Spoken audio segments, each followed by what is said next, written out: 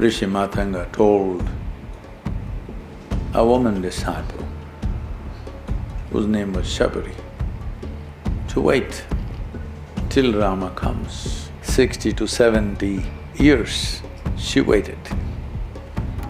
And when Rama came, she takes the figs, bites them and then give it to him.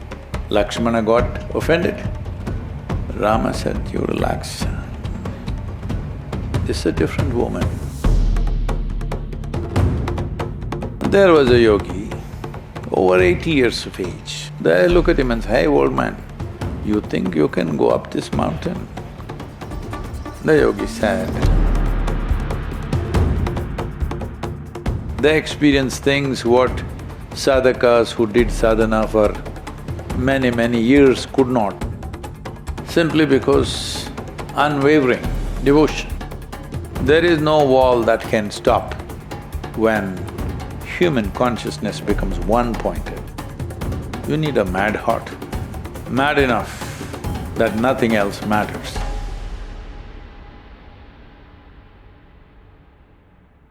Rama Rama, Rama Rama, Rama Rama Rama, Rama Rama, Rama Rama, Rama Rama Rama.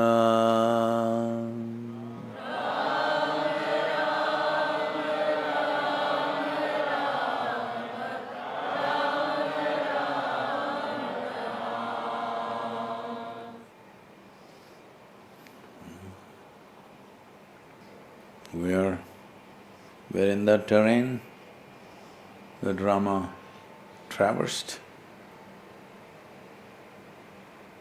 and Matangeshwara ashram, which is not so far away from here,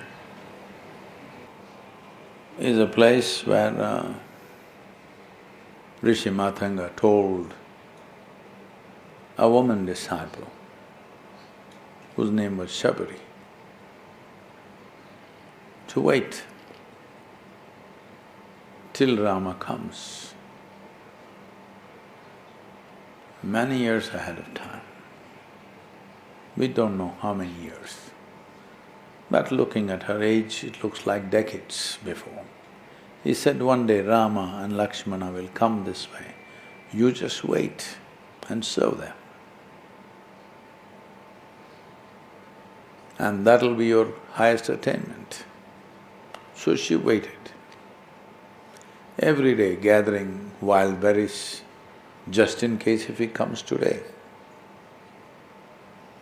We do not know if he was even born, but one day Rama will come this way. She waited.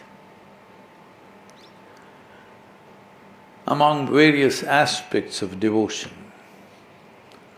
waiting is the greatest thing. As a quality, this has receded a lot in our modern times. We can't wait. As those of you who've been through the samyama, we've been talking about this, it's just about waiting. Sati means waiting. Well, today activists are interpreting it as, "Oh, why should only women wait?"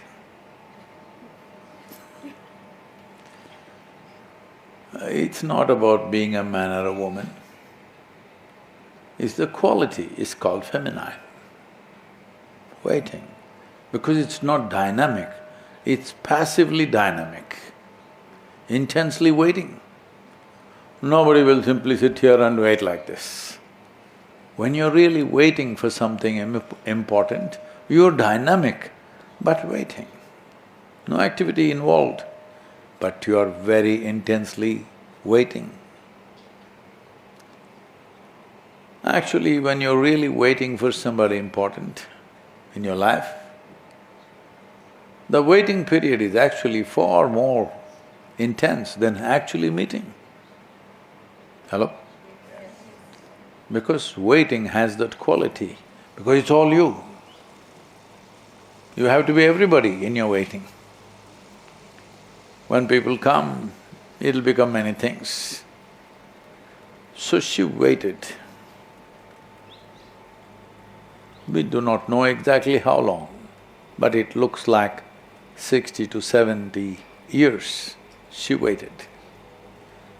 And when Rama came, she had gathered again the wild berries as she's been doing for all these years to welcome him. And his brother Lakshmana was little. He's a soldier. So when he came, she found many berries, particularly figs. If you do not know about figs that you love to eat, figs almost all the time have worms in it. It's the worms which are very nutritious for you. Only if they've become big enough and moving around, you notice it, otherwise the follicles and the seeds and the worms, they are all the same.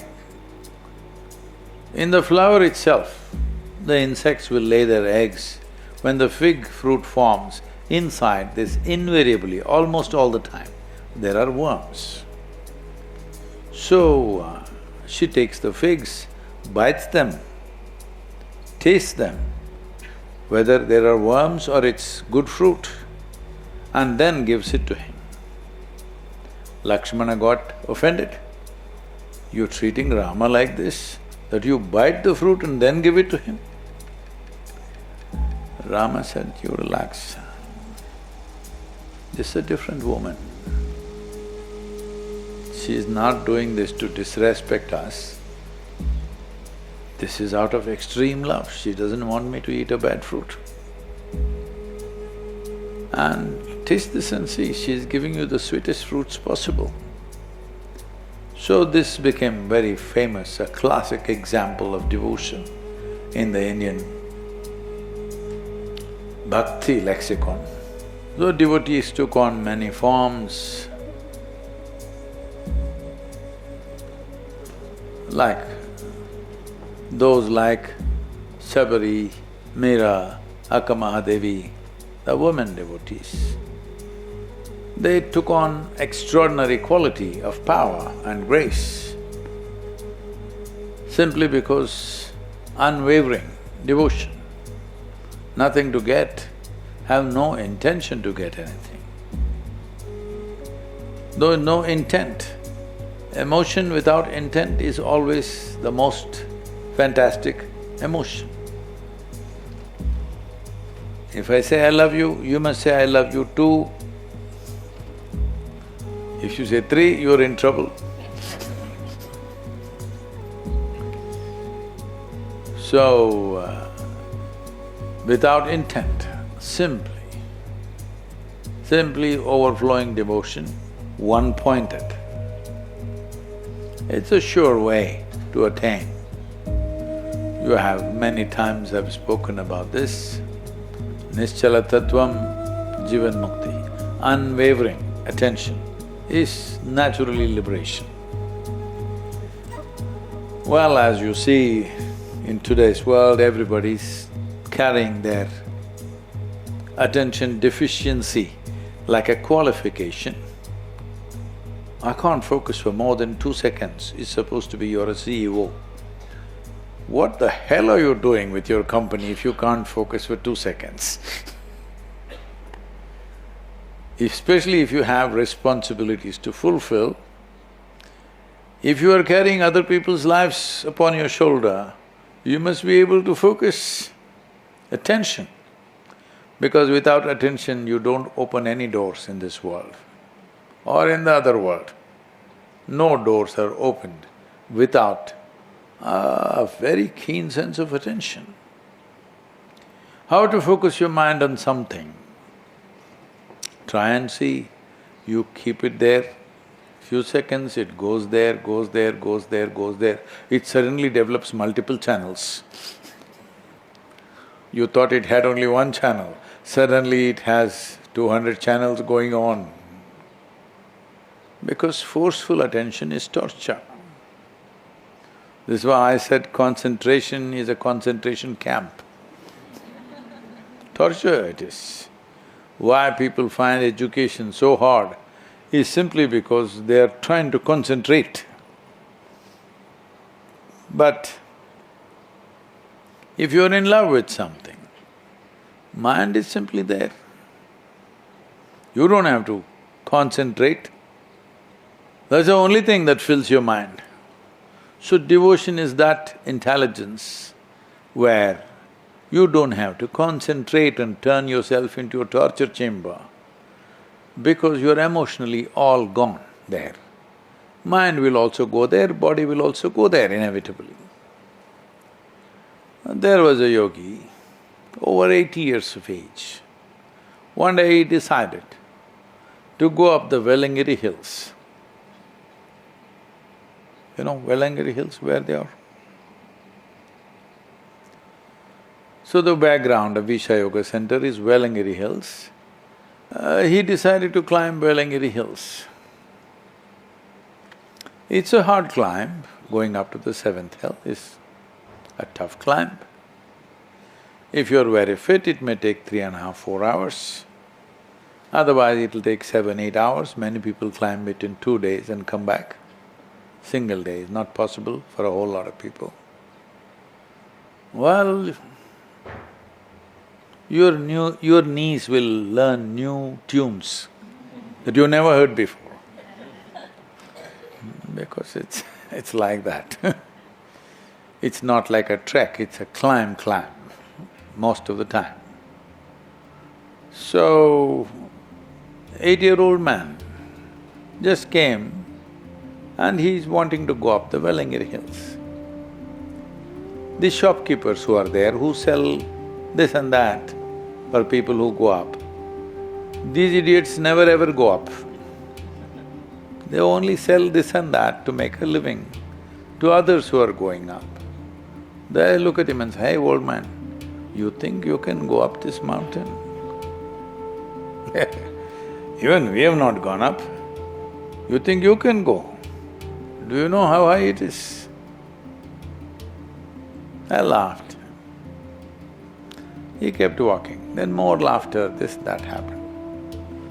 Then the yogi said, "See, my heart is already there.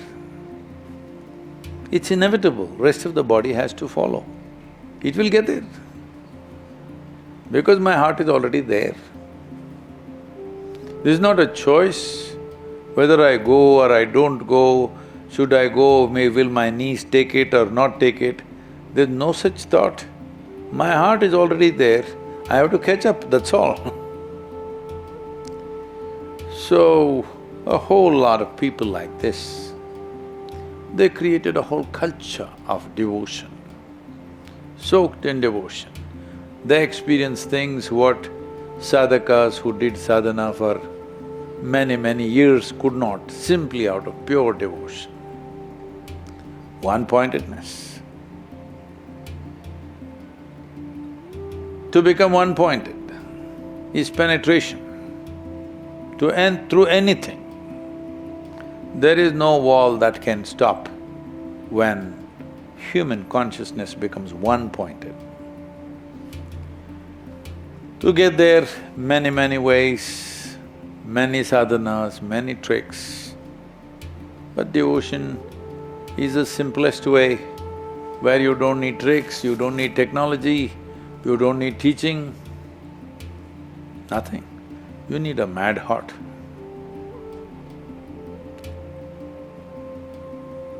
Mad enough that nothing else matters.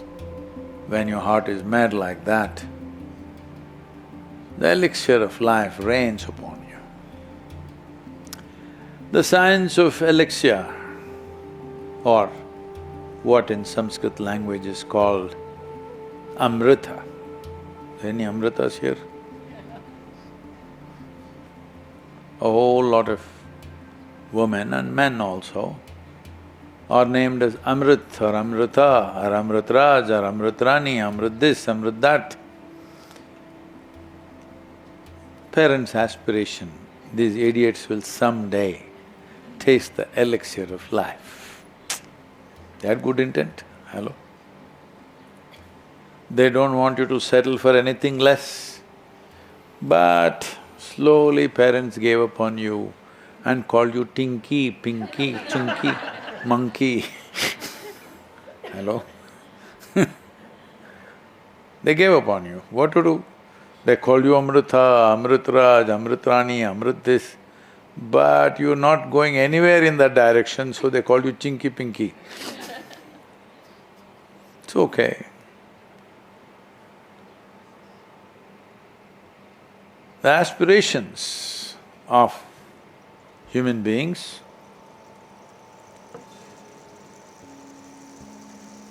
the moment you lower the aspiration of a human being, you have lowered the whole humanity. This is happening at a scale that's unimaginable. You will see today evening, these are not the only ones. There are 100 other sites like this in this land, where you can see people who worked for this, what is their aspiration?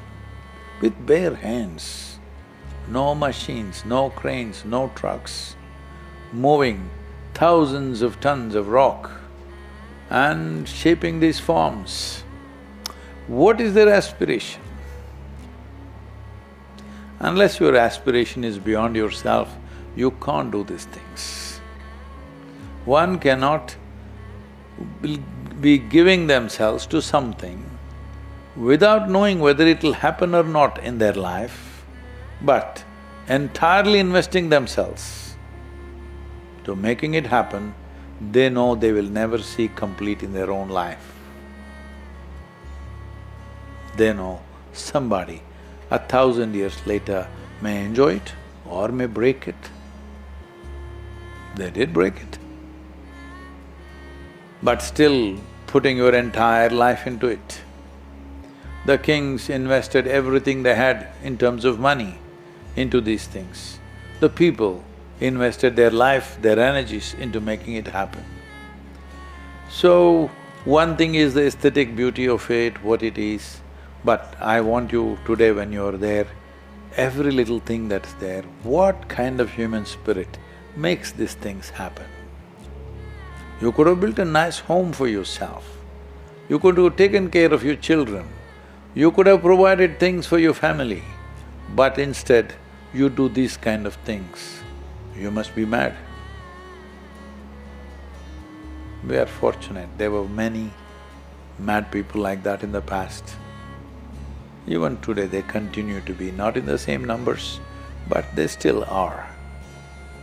That is why there is something happening for future generations, otherwise everybody would eat, reproduce, that also they may not do, because that also needs some kind of dedication to something, and die one day anyway, thinking they'll never die, but they will die.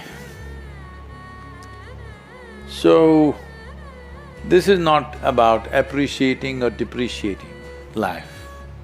Different people live differently, it's okay. But the important thing is to know that intensity within ourselves, where who I am right now doesn't matter. What I'm aspiring for is bigger than who I am right now. Once that comes into your life, there is a quality that'll flood you down, life. You don't have to manage it. When you're in a flood, you don't manage it, you go with it, just keep floating, that's all. You go with it. Anyway, generally it gets to the ocean. So, those who are sitting and calculating their lives through feeling trapped in small situations, their jobs, their family situations, their financial situations, people are spending a lifetime how to extricate themselves from things that they themselves got into. This happened. One day Shankaran Pillai was rummaging through an old trunk in which all kinds of old artifacts and memorabilia was there. Then the wife came and asked, "What are you looking at?" "Oh, nothing, nothing," he said. "Ah, nothing? I saw you that you're reading the marriage certificate for the last half an hour. What are you looking for in the marriage certificate?" He said, "I was been searching in case there's an expiry date."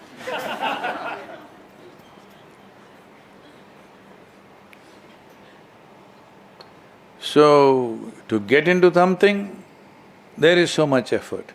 Then to get out of something, so much effort.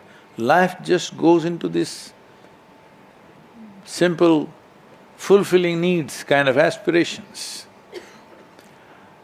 A being who has an aspiration beyond himself or herself is a blessed being, because their lives know an intensity that others will never know. So this is a land of devotion, this is a land of the moon, where they kept their logic only to work with physical things. Rest of the time they have no logic. To put the stone upon stone, you needed logic. Our modern idiotic engineers have done this, that they put mortar in the temple restoration. They had built the temples without mortar. Just the perfection of geometry of the stone, they managed to do things which lasted 1,000 years. But our modern engineers thought they're smarter and they put mortar in between to make it ugly and miserable. Because mortar doesn't really bind a stone, it binds a brick very well. It doesn't bind a stone very well. And stone is supposed to sit on self-weight, for that you need geometry. If you do not understand geometry, if you put like this, it'll fall down, if you put like that, it'll fall down, so fix it with glue. So, all this because we think something is not worth paying attention and striving for. Life is not in what we have, life is not even in what we produce, life is in how we experience whatever there is right now. How do we experience this? Because what we have right now was unimaginable 100 years ago, isn't it? Does it mean to say they didn't have a life? People who lived here 100 years ago, they didn't have a life. People who lived here 1,000 years ago, they didn't have a life. You go and see these temples, they will mock at you that they had a life that you yet to realize. Because if somebody has to create such beautiful structures, not for living, just like that, you can call it devotion, you can call it their fancy. Just for a emotional fancy, they spend their lifetime creating these beautiful structures. They must definitely know something, isn't it? They must have definitely experienced something to put themselves into such an endeavor, to such effort. These are not mega in their size. If you come south, you will see mega size, incredible size of temples that you can't imagine. How did they move these rocks? 1,000 years ago, 1,500 years ago, how did they even move these rocks when there were no machines? And there are no cranes and trucks, how did they do it? Just with human muscle, can you do this? The ingenuity of human intelligence is such, it can do anything if it really cares for it. If that much love and care is there in one's heart, it'll find a way. So these temples are a manifestation of that human spirit where hardship, daunting challenges couldn't stop them for a moment, not even for a living, not for making money, not to build a kingdom, just like that. for something untangible, not something that you can touch it and see, but within their hearts they knew it is true. Within their hearts they knew they had to get there, because their heart was already there.